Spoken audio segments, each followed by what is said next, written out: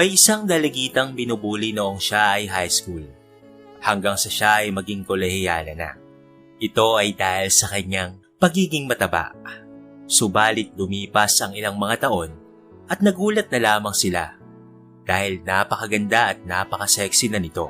Ating subaybayan ang kwento ni Pia na talaga namang makapagbibigay sa atin ng aral at inspirasyon.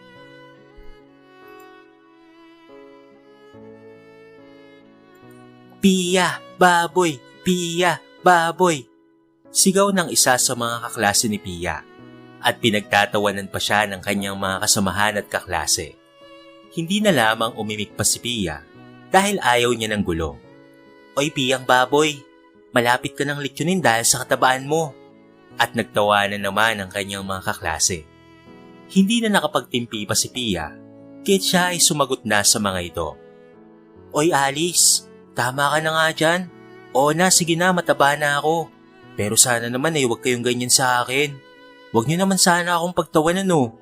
Naiiyak na saad ng batang si Pia. Aba, sumasagot ka pa. Oy Jane, may baboy ba na nagsasalita?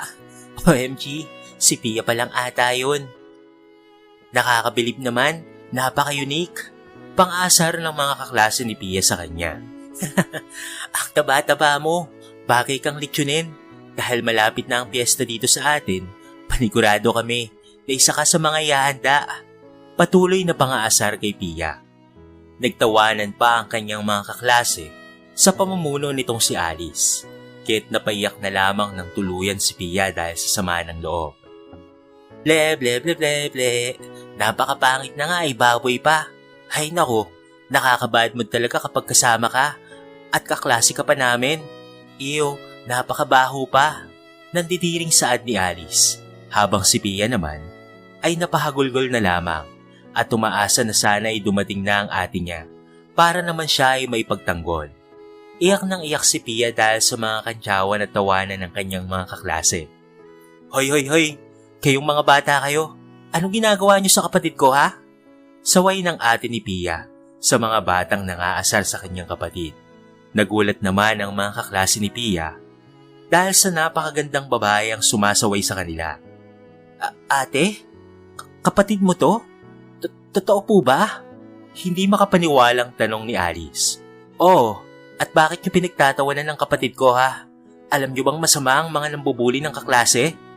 Nakataas kilay na pagsaway ng ate ni Pia sa mga kaklase niya.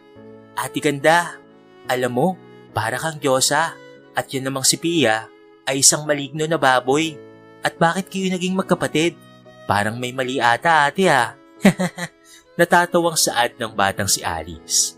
Aba, ang talas-talas naman ata ng dila mong bata ka. Alam mo kahit bata ka pa, hindi talaga kita sasantuhin. Lalong-lalo na, talagang kapatid ko pa yung binubuli nyo. Banta ng ate ni Pia sa mga kaklase ng kapatid. Lalo na kay Alice na walang tigil sa pang-aasar kahit na sinasaway na ito. Ate, tama na. Huwag mo na lamang silang patulan. Pakiusap ni Pia sa kanyang ate habang tumatayo mula sa pagkadaba kani-kanina lamang. Pia, hindi ka namin pinalaki nila mami para bulihin lang. Kailan pa ba ito ginagawa sa'yo ng mga ito ha? Tanong ng kanyang kapatid habang ito ay galit na galit. Hindi naman makaimik si Pia dahil sa hindi alam ng kanyang mga magulang at kapatid ang pait at bighating nararamdaman niya tuwing papasok siya ng paaralan dahil palagi siyang binubuli dahil sa kanyang katabaan. Hoy kayong mga bata kayo, magsialis na nga kayo dito sa harapan ko kung ayaw niyong malintikan at baka magdilim pa ang paningin ko sa inyo at baka mampas ko pa kayo ng di oras eh. Pagtataboy ng ate ni Pia sa mga bully nitong kaklase. Di alis na kami. Babay Diyosa, babay malignong baboy. Tawanan ng mga kaklase nito. Nakatingin lamang si Pia sa damuhan habang ang kanyang ate ay napabuntong hininga na lamang. Pia, kailangang mag-usap tayo mamaya sa bahay. Kailangan malaman nila mami at daddy ito. Kailangan nilang malaman ang nangyayari sa'yo. Kaya pala palagi ka nalang wala sa sarili. Nag-aalalang sabi ng kanyang kapatid. Ate, wag mo na pong ipaalam kina mami at daddy to. Ayoko pong pumunta sila dito. At ayoko pong isipin ng mga kaklase ko na nagsusumbong ako sa mga magulang ko. Kaya please ate, Huwag mo na lang po sabihin sa kanila, pakiusap. Pagmamakaawa ni Pia. No, Pia, huwag matigas ang ulo mo. Ayaw namin na binubuli ka ng dahil lamang sa katawan mo. Kahit punasan mo na ang mga luha mo. At please lang, Pia, hindi ka namin pinalaki na maging mahina. Inis na saad ng kanyang ate. At agad niyang pinasakay si Pia sa kanyang kotse upang umuwi na sa kanilang bahay. Agad namang sumunod si Pia at malungkot na umupo sa likuran ng sasakyan. Hoy Pia, tumigil ka nga dyan. Walang magagawa yung pagpapaawa mo sa akin. Kailangan na malaman ito ni na Mami at Daddy. Ate naman magiging matapang na po ako. Promise po. Kaya wag mo na pong ipaalam sa kanila. Baka mapagalitan pa po si Mang Boy. Nag-aalalang ani ni Pia. Aba dapat lang, dahil hindi niya pinapaalam sa amin na binubuli ka na pala. Mataray na sagot ng kanyang ate kay Pia. Kahit nang makarating na sila sa kanilang bahay, ay galit na galit at wala sa mood ang kanyang ate. Nakasalubong nila ang driver nilang si Mangbong. Mangbong, hindi mo sinasabi sa amin at ipinapaalam na binubuli na pala itong si Pia sa school nila. Mataray na ani ng kanyang ate. Ma'am, patawad po. Paghingi ng tawad ni Mangbong kay Glenda. Ate, wag mo na pong pagalitan si Mangbong. Ako kasi yung nakiusap sa kanya, kaya't hindi niya po pinapaalam sa inyo. Paliwanag ni Pia. Napabuntong hininga na lamang ang kanyang ate na si Glenda sa sinabi ng nakababatang kapatid. Kung ganun, maghanda ka dahil may parusa akong gagawin sa'yo. Ma'am, Dad, may kailangan po tayong pag-usapan sa ngayon. Sigaw ni Glenda, kahit nagulat naman ang kanilang mga magulang. O Glenda, anong problema? Parang wala ka ata sa mood ngayon Parang galit ka ata ngayon. Tanong ng kanilang mami. Aba paano ba naman kasing hindi ako magagalit? Eto po kasing si Pia, nakita ko kanina na binubuli siya. Kung hindi ko pa po siya sinundo, hindi ko pa po malalaman. My God! At alam mo ba ma? Gusto sana itong sabihin ni Mangbong, pero hinarangan niya ito kaagad. Dapat parusahan niyang batang yan Inis na saad ni Glenda. Glenda, huminahon ka muna. Ano bang klaseng pambubuli ang ginagawa kay Pia? Tanong ng kanyang daddy. Aba Pia, sabihin mo kina Mami at Daddy, huwag kang magpalampalam pa dyan Inis na saad ng kanyang ate, habang nakatingin dito ng masama sa kanya. Kasi po, palagi na lamang po nila akong pinagtatawanan. Dahil mataba daw po ako at pangit daw po ako. Napaiyak na lamang ang batang si Pia. Para namang napunit ang puso ni Glenda nang marinig niya yon mula sa kanyang kapatid. Kahit lumapit ang kanilang ina kay Pia. Pia darling, ano pa? Sige sabihin mo pa ang lahat-lahat sa amin kung ano ang mga ginagawa ng mga kaklase mong yun sa'yo. Nag-aalalang sabi naman ng kanyang ina. Mami, ba't po pala ako pangit? Bakit po si ate maganda? At bakit po ako mataba, Mami? Nahihirapan na po talaga ako. Iyak ng batang si Pia. Naawa naman ang kanyang ate at daddy kung kaya't lumapit ang kanyang ate Glenda. Pia, hindi ka pangit, okay? Maganda ka at walang problema sa katawan mo. Sadyang inggit lang sila dahil sa tumaba ka dahil marami tayong pagkain. Kesa naman sa payat ka, hindi ba? Dahil wala namang makain. Kaya huwag kang mag-alala at pasasamahan kita palagi kay Manang Lucy, okay? Dahil paalis na ako papuntang ibang bansa Wala na ako para maipagtanggol ka pa. Tanging sarili mo na lamang ang magtatanggol muna sa'yo. Kaya Pia, lagi mong tatandaan, walang problema sa'yo, okay? Sila ang may problema. Pampapagaan ng loob na saad ng kanyang ate. Pia anak, huwag kang mag-alala dahil simula ngayon ay wala nang mananakit sa aming munting prinsesa. Pangako ng kanyang mami at ganoon rin ng kanyang ama. Kung kaya't nagyakapan silang buong pamilya dahil sa wakas ay naging panatag na rin ang loob ni Pia sa pagko-comfort sa kanya ng kanyang pamilya. Kung kaya't nang dahil doon, ay hindi na siya binubuli sa kanyang pag-aaral sa elementary. Dahil sa natatakot rin ng mga bata, dahil sa bukod sa palaging may kasamang yaya si Pia, ay kinausap ng kanyang ate Glenda ang school principal at sinabi ang ginagawa sa kanyang nakababatang kapatid. Maganda naman talaga si Pia, subalit ay mataba lamang ito.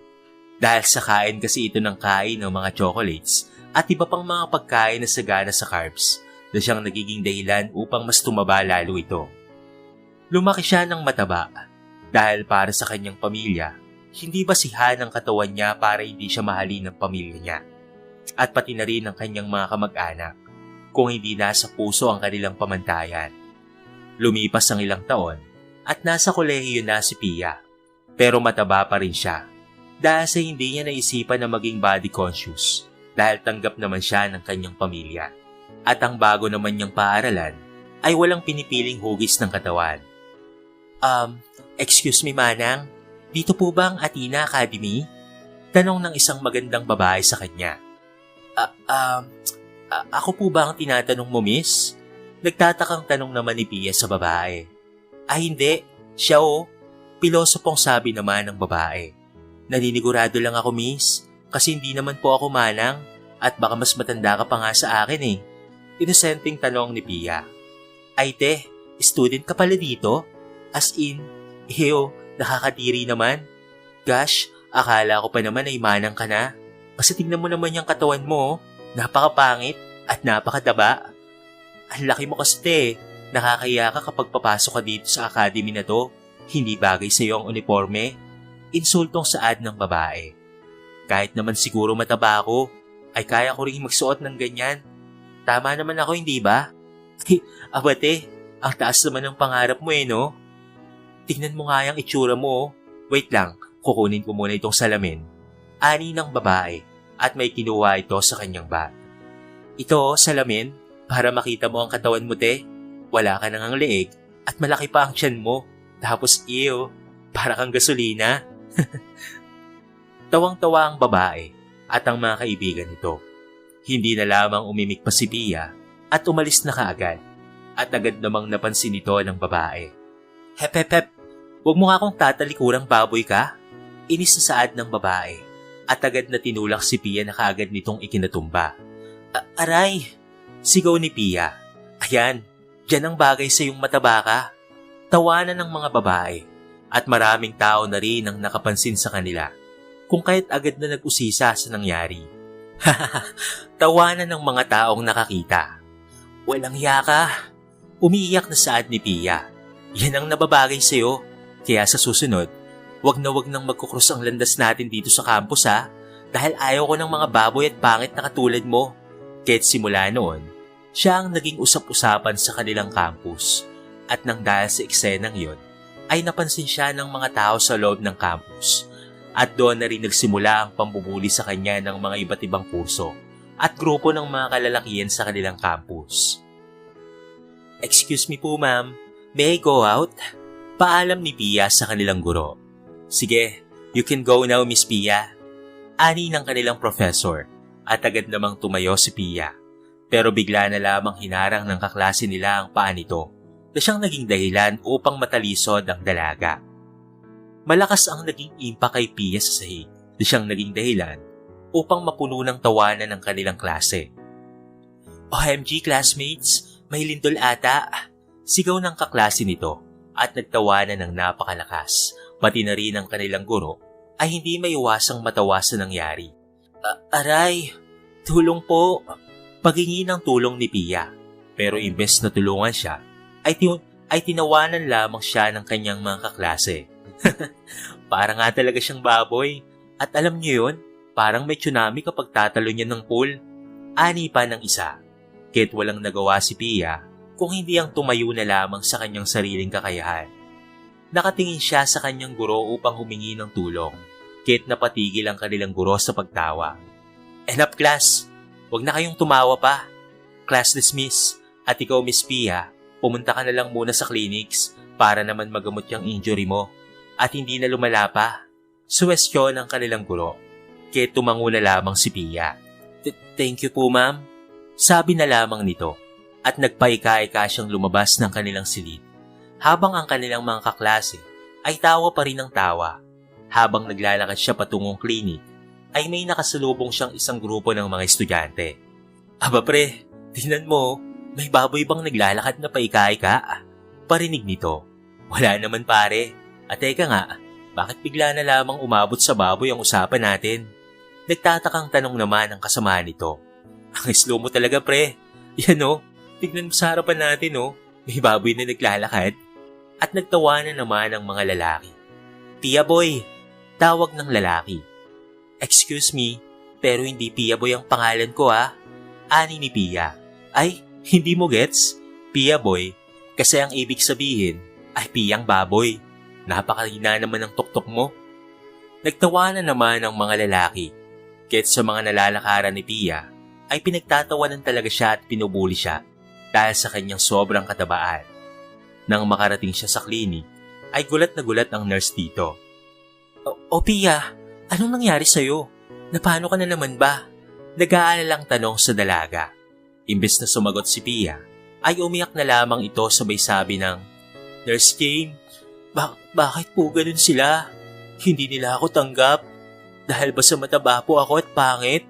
Sawa na ako sa mga pambubuli nila sa akin. Tulungan niyo naman po ako. Kung ano po ang dapat kong gawin, Nurse Jane. Umiiyak na sabi ni Pia kay Nurse Jane, na sa tingin ng nurse ay grabe na ang sakit na pinagdaraanan ng dalaga. Nilapitan naman niya ang dalaga at niyakap sabay sabi ng, Tahan na Pia, huwag ka na umiyak.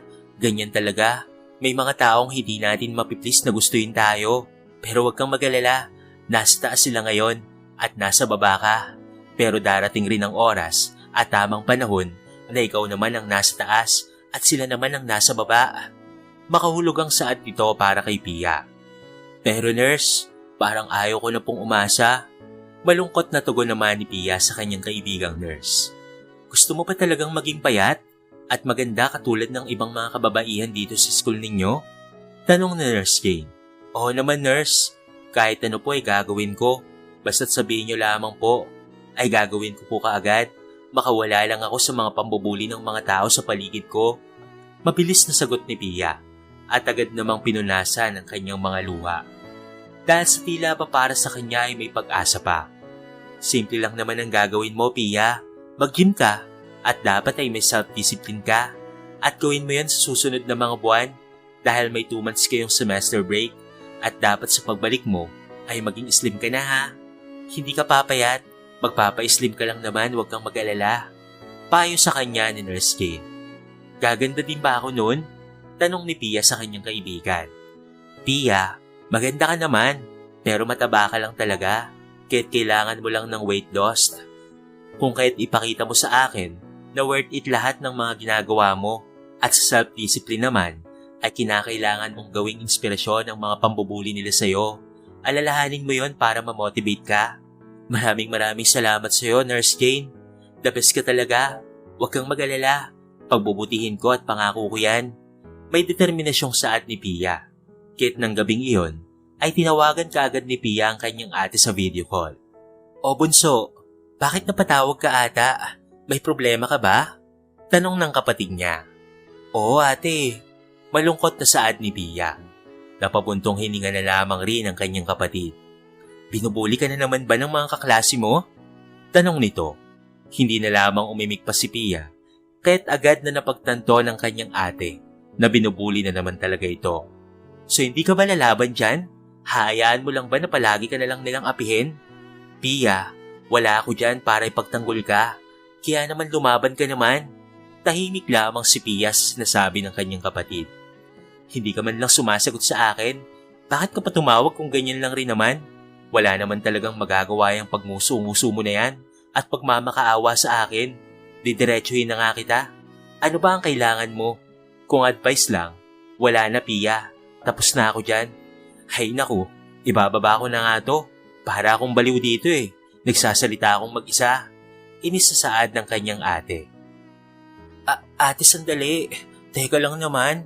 Gusto ko lang namang magpatulong kung ano ang mga kailangan kong kainin. Kasi nakapag-desisyon akong mag-weight loss na. Kasi parang hindi natatalab sa akin ang love your body eh. Sabi niyo noon, walang problema sa akin at walang problema sa katawan ko. At ang tanging problema lamang ay yung mga tao dahil pinoproblema nila ang katawan ko, hindi ba? Malungkot nitong tanong. Napabuntong hininga na lamang ang kanyang ate dahil sa kanyang sinabi. Pia, mahal ka namin at tanggap ka namin kahit ganyan ka pa. Pero to be honest, hindi ka matatanggap ng society natin sa ngayon. Pero ayaw lang naming sabihin sa iyo yon. Pero ayun ang totoo, dahil ayaw naming isipin mo na ayaw namin ang katawan mo. Alam ko namang may issue ka dyan, hindi ba? Balungkot na saad ng kanyang ate. Kaya nga ate, tulungan mo naman ako. Dahil ngayon napagtanto ko na talaga na kailangan kong mag-weight loss. Hindi para matanggap ako ng ibang tao, kung hindi para na rin sa kaayusan ng sarili ko. Dahil ayoko ng habang buhay na lamang akong ganito. Nainggit nga rin ako sa katawan mo ate. At ang ganda-ganda mo pa. Kaya't nakapag-desisyon na rin talaga ako ate. Kaya't tulungan mo sana ako, pakiusap. Sige Pia, tutulungan kita. Pero sa isang kondisyon. Ano yun ate? Seryosong tanong ni Pia sa kanyang kapatid. Ang kondisyon ko ay gusto ko na maging habol ka pa rin kapag darating na ang araw na pumayat ka ha. At pati na rin gaganda sa sexy ka. Dapat ay para sa sarili mong goal yan. Na maging masaya ka.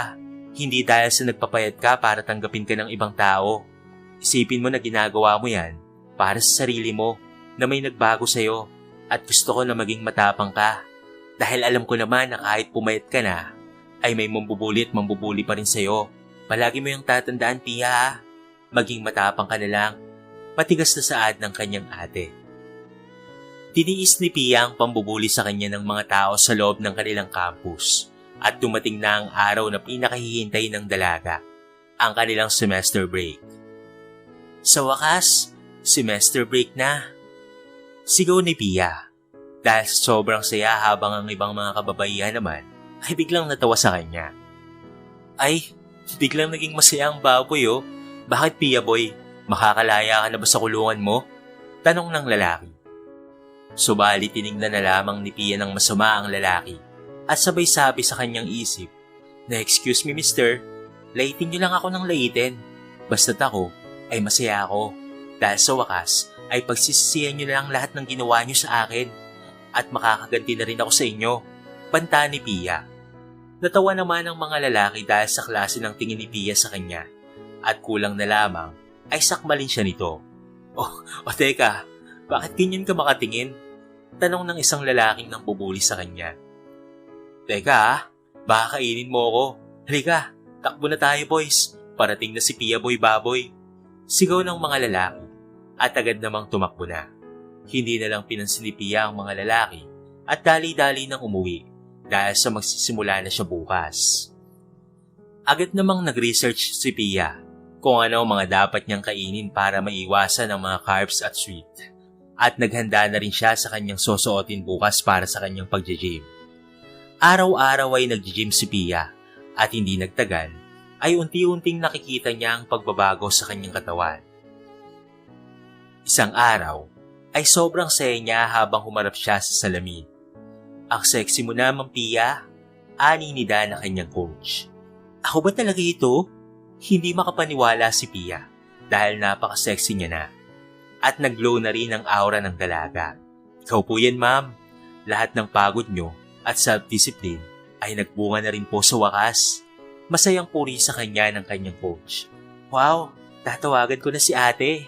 Excited na saad ni Pia at agad na tinawagan ng kanyang ate. Pia, napatawag ka. Hindi pa man natatapos ang sasabihin ng kanyang ate ay laking gulat na lamang nito nang makita ang malaking pagbabago ng punsong kapatid. Pia? Ikaw na ba yan? Gulat na gulat nitong tanong. Oo ate, I can't believe it. Ate, nagbunga na ang lahat. Naiiyak na saad ni Pia. Wow bunso, I'm so happy for you. Alam ko maging sina mami at daddy magiging masaya rin. Tawagan natin sila. Suwestyon ng kanyang ate. Kaya tumawag na rin kaagad sila sa kanilang mga magulang. Pia anak, ikaw na ba yan?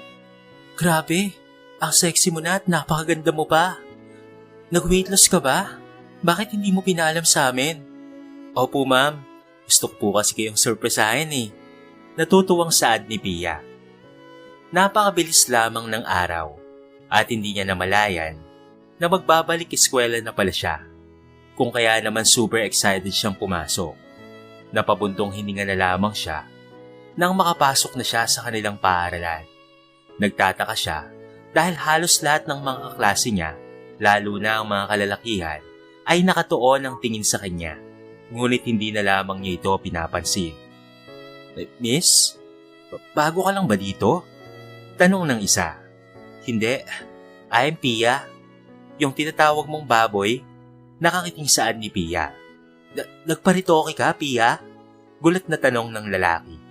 Hindi lahat ng pagbabago sa akin ay dahil lang sa self-discipline ko at sa pag-gym ko. Kahit pwede ba, umalis ka nga sa harapan ko?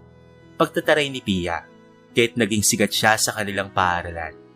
Habang si Olga naman na kanyang kaklase ay galit na galit sa kanya dahil naagaw niya ang atensyon ng mga kalalakihan sa kanilang paaralan. Alam mo Pia, nakakabwisit ka. Nagparitoke ka lang naman kaya ka gumanda. Inis na saad ni Olga. Excuse me, hindi ako nagparitoke no? At pwede ba, mag-gym ka na nga lang din kung naiinggit ka sa akin? At pwede ba, hindi ako nag-gym para ma-impress ang mga lalaki dito kung hindi ginawa ko ito para sa sarili ko dahil gusto ko nang maging confident at higit sa lahat, ayaw ko nang mabuli pa ng kahit sino na katulad mo. Matapang na saad ni Pia. At mula nga noon, ay nagkaroon na ng self-confidence ang dalaga at nagtapos rin siya bilang isang summa cum laude sa kursong Business Administration. Sa kanyang speech, ay nagpayag siya ng, ang tanging masasabi ko lamang sa lahat ng mga estudyante dito sa paaralan na to, na kung nabuli ka man noon, ay huwag kang mawalan ng pag-asa. Kung hindi gawin mo lamang tong inspirasyon para naman maging matatag ka at magbago katulad ko. Higit sa lahat, hindi ako nagbago para matanggap ng ibang tao. Nagbago ako dahil sa sarili ko. Kaya dapat itigil na ang pambabody shaming dahil lahat tayo ay maganda sa paningin ng Diyos. Sadyang nakatira lamang tayo sa mapanghusgang mundong ito. At nang dahil doon, ay tila ba lahat ng mga nambubuli sa kanilang school ay natauhan at hiyang-hiya sa kanilang mga sarili. Mula noon ay naging huwaran si Pia na dapat ay hindi sumuko at gawing inspirasyon ng mga pambubuli ng iba para ikaw ay maging successful sa buhay.